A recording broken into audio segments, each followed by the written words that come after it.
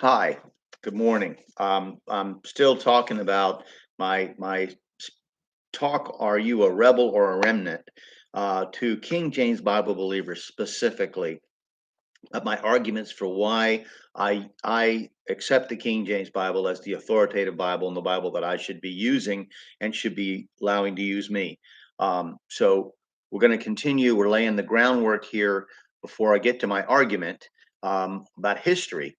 So I'm going to discuss with you today, if you'll bear with me. We're going to talk about a book in '64 that just kind of blew the lid off a fundamentalist view of the Bible. The book was called Bible Babel. The opening salvo of the King James only movement was an attack on the belief that only the original autographs were inspired.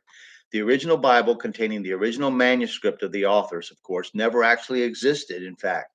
It was more of an ideal, as no one has ever claimed that there was a Bible anywhere at any time in history that contained the original writings of Moses and Paul. Attacking several prominent fundamentalist Baptists, Ruckman exclaimed in the Bible Babel, quote, the term Word of God used by Bob Jones Jr., Bob Jones III, Robert Sumner, Custer, Neal, McCrae, Newman, Panosian, Wisdom, Alfman, Prince, Price, and John R. Rice is never a reference to any book that anyone on earth has ever read, unquote. And that was in his page two, in the introduction. The primary manuscripts referred to in most modern Bible versions as the oldest or the best are principally the Codex Vaticanus and the Codex Sinaiticus. These manuscripts are known as Alexandrian text types and were assigned the most authority by the Westcott Hort Greek text translators. The text has been the basis for virtually all other Greek texts used for Bible translating for more than a century, according to Eldon J. Epp in the foreword to the Greek New Testament by Westcott and Hort. Um, Ruckman referred to those fundamentalists who followed the Alexandrian textual line of manuscripts as expressed in the Westcott and Hort Greek text and the Bibles produced from it as the, quote, Alexandrian cult. One of the characteristics of Dr. Ruckman's writings was his strong anti Catholic bias. Ruckman viewed a Roman Catholic conspiracy behind the newer Bible translations. He accused modern translators and fundamentalists of attacking the Reformation Bibles by using Roman Catholic translations.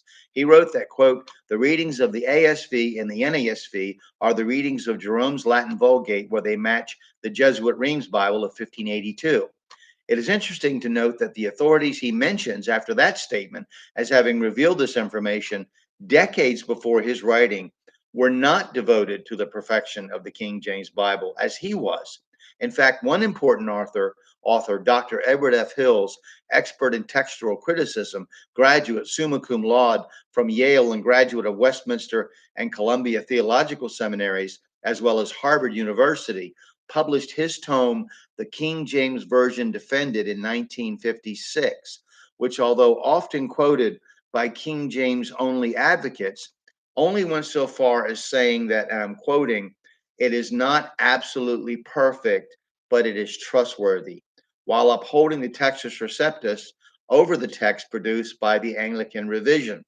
Um, Ruckman's accusations implied that the traditional fundamentalist was an agent of Rome, as he noted, and I'm quoting, the fact that the ASV and the NSV, as well as the RSV and the NRSV, are in line with the official Bible of Rome. They are not revisions of the King James Version, unquote. And he referred to anyone who promoted these Bibles as a papist.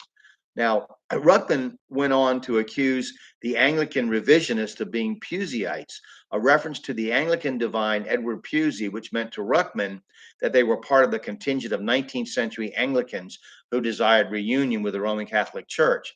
The conflict within the 19th century Anglican Church regarding that church's relationship to the Roman Catholic Church resulted in several defections of Anglican clergy to the Roman Catholic Church.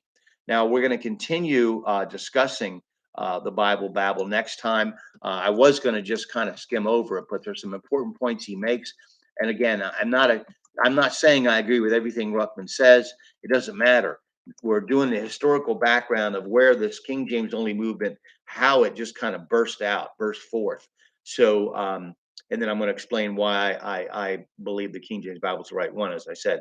So we'll continue next time. Thank you for watching. And just bear with me. I'll get to my argument in just a few episodes, I promise.